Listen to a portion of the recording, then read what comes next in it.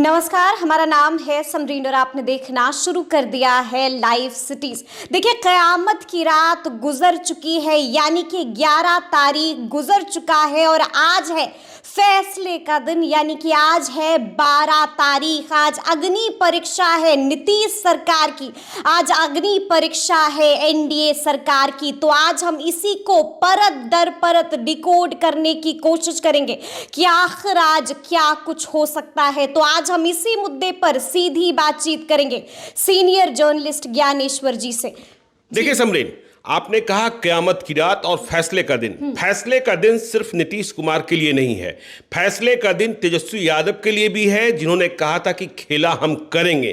और आज यह तय होना है कि नीतीश कुमार की सरकार बचेगी या गिरेगी। अब देखिए, कयामत की रात की कहानी आपको बताते हैं, कत्ल की रात की कहानी। कयामत तो रात में आ गई। आप रात को 10 बजे 11 बजे थी ही वहां जब पहली बार पुलिस घुसी थी तेजस्वी यादव के सरकारी बंगले में और चेतन आनंद को तलाशने के लिए। लेकिन तब चेतन आनंद ने कहा था कि हम स्वेच्छा से यहां हैं। आपको पता है, चेतन आनंद के छोटे भाई ने अंशुमान ने ना तो उसने एक प्राथमिकी दर्ज कराई थी पाटलिपुत्र थाना में कि मेरे भाई लापता हैं। तो पहली बार पुलिस उन्हें लेकर नहीं आई, लेकिन रात को 2:30 बजे पुलिस फिर से घुस गई तेजस्वी यादव के सरकारी बंगले में।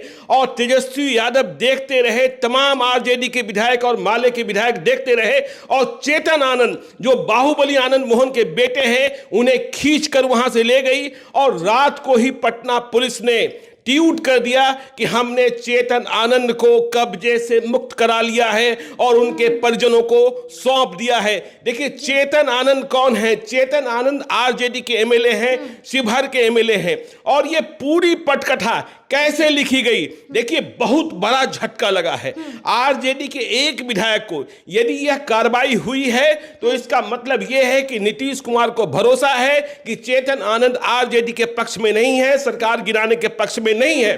तो यह कार्रवाई कैसे हुई? कल की खबर यह है कि कल दिन में आनंद मोहन और नीतीश कुमार की 1.5 घंटे की लंबी मुलाकात हुई थी। 1.5 घंटे की लंबी मुलाकात हुई थी। और इस मुलाकात के बाद ही आनंद मोहन ऑपरेशन में लग गए थे।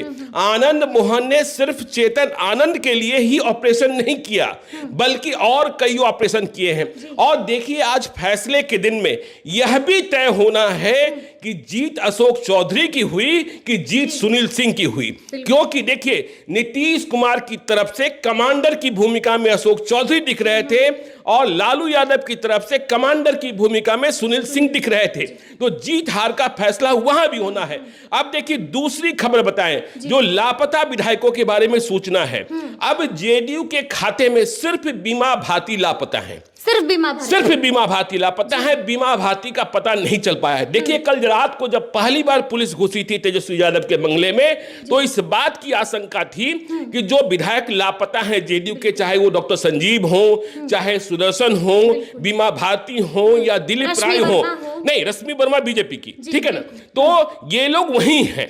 ये इस बात की आशंका थी और इसे भी देखा जा रहा था, क्योंकि कुछ मोबाइल कनेक्शंस और मोबाइल के नेटवर्क से जो संकेत मिल रहे थे वो उनके वहां होने के प्रमाण दे रहे थे। खैर, वहां नहीं मिले।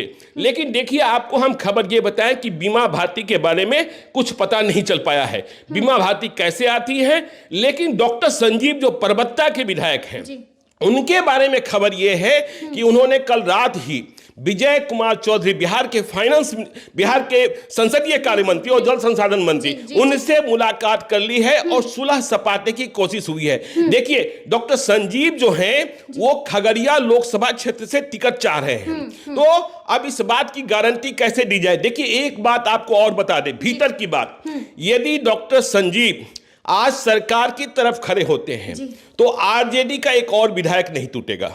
लेकिन डॉक्टर संजीव सरकार के खिलाफ खड़े होते हैं तो महबूब अली कैसर के बेटे यूसुफ सलाहुद्दीन, जिन्हें आपने गिटार बजाते हुए देखा था, संभावना इस बात की है कि वे क्रॉस वोटिंग कर दें। तब क्या होगा कि महबूब अली कैसर का टिकट एनडीए की ओर से कंफर्म किया जा चुका होगा खगड़िया लोकसभा क्षेत्र से। आपको पता है कि अभी वे लोजपा के सांसद हैं, पशुपति पारस के साथ हैं।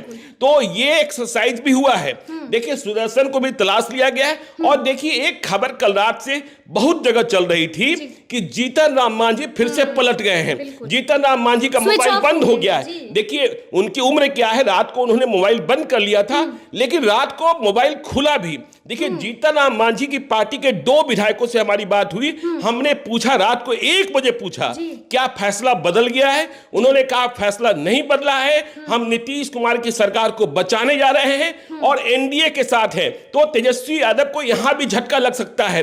देखिए जो सबसे पहला प्रयास होगा, जिसके बारे में कल मनोज झा ने कहा था कि 122 विधायकों की उपस्थिति, तो अवध बिहारी चौधरी बिहार विधानसभा के अध्यक्ष, उन्हें कुर्सी से बेदखल करना। अब देखिए क्या हुआ रात को, और जो बीजेपी के विधायक हैं जिन्हें बोधगया ले जाया गया था, वे सभी के सभी पटना ले आए गए और उन्हें एग्जीबिशन रोड के पाटलिपुत्र जुटका होटल में ठहराया गया है। तो देखिए अब यह खबर आ रही है कि आरजेडी के भीतर भी 3 विधायकों की सेंध है। 3 विधायकों की सेंध है। चेतन आनंद तो हो ही गए, नीलम देवी पर आपको ध्यान रखना होगा, यूसुफ सलाउद्दीन क्या करेंगे इस पर भी ध्यान रखना होगा। 3 के अलावा 2 के बारे में और खबर मिल रही है, 3 ही नहीं 5 के बारे में। ठीक है ना। इसी तरीके से देखिए कांग्रेस के 3 विधायकों के बारे में खबर आ रही है।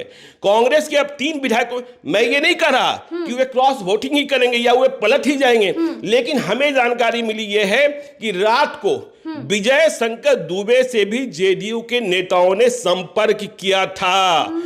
और विजय शंकर दुबे बहुत ही वरिष्ठ नेता हैं, अभी उनके घर में शायद कोई शादी भी थी। तो रघुनाथपुर, सिवान के रघुनाथपुर से एमएलए हैं।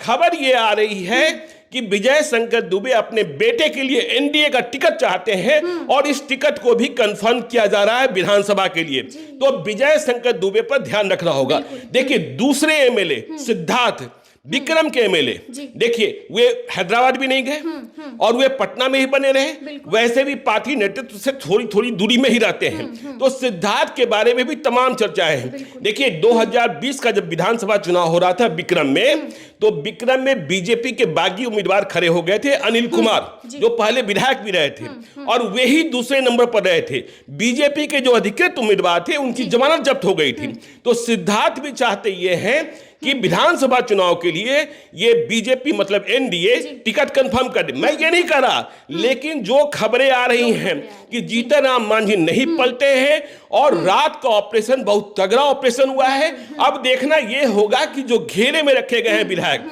नीतीश कुमार रात भर नहीं सोए। कहा जा रहा है कि रात को रात को 2 बजे तक वे ऑपरेशन में स्वयं लगे थे और उनके पॉलिटिकल कमांडर ब्रिगेडियर कह लीजिए अशोक चौधरी। तो आज फैसला यह भी हो जाना है कि अशोक चौधरी जीते कि सुनील सिंह जीते। तो ये बड़ी लड़ाई बिहार की। और अभी से 1 घंटा के बाद देखिएगा विधायकों का निकलना प्रारंभ हो जाएगा और जहां जिन्हें पहुंचाना है। देखिए वैसे तेजस्वी यादव को अब भी भरोसा है कि जिन्हें कब्जे से मुक्त करा लिया गया हो वे भी विधानसभा में पहुंचकर अंतर्मन की आवाज सुनेंगे और वोट दे देंगे। देखिए रात भर हलचल रही है, तेजस्वी यादव के बंगले पर भी कोई नहीं सोया है और वहां भी रणनीति बनाई जाती रही है। कहा जा रहा है कि अवध बिहारी चौधरी से भी एक लंबी बात, क्योंकि अवध बिहारी चौधरी अभी बिहार विधानसभा के अध्यक्ष हैं, वे वहां नहीं जा सकते थे, उनको भी समझाया गया है कि किस तरीके से क्या करना है। तो आज बिहार विधानसभा के भीतर आपको ऐसे दृश्य देखने को मिल सकते हैं जैसा दृश्य पहले कभी आपने नहीं देखा होगा। मुझे तो साल 2000 याद आ रहा है जब लालू यादव ने कांग्रेस के विधायकों को पटना के पाटलिपुत्र होटल में, चाणक्य होटल में बंधक बनाकर रखा था और तब शहाबुद्दीन, पप्पू यादव, साधु यादव, सुभाष यादव जैसे लोग सक्रिय थे। तो आज फैसले का दिन है और कुछ ही घंटे में फैसला आ जाएगा, समझ ही सकते हैं आप। बिल्कुल, यानी कि कुछ ही घंटों का इंतजार और उसके बाद पिक्चर पूरी तरह से साफ हो जाएगी। पता चल जाएगा कि आखिर खेला किसने किया है और खेला किसके साथ हो गया है। तो ये पूरी बातचीत जो हमने की है वो आपको कैसी लगी, कमेंट करके हमें जरूर बताइएगा। तो इस तरह के तमाम अपडेट्स के लिए ऐसे ही हमारे साथ बने रहिएगा और देखते रहिएगा लाइव सिटीज। बहुत शुक्रिया।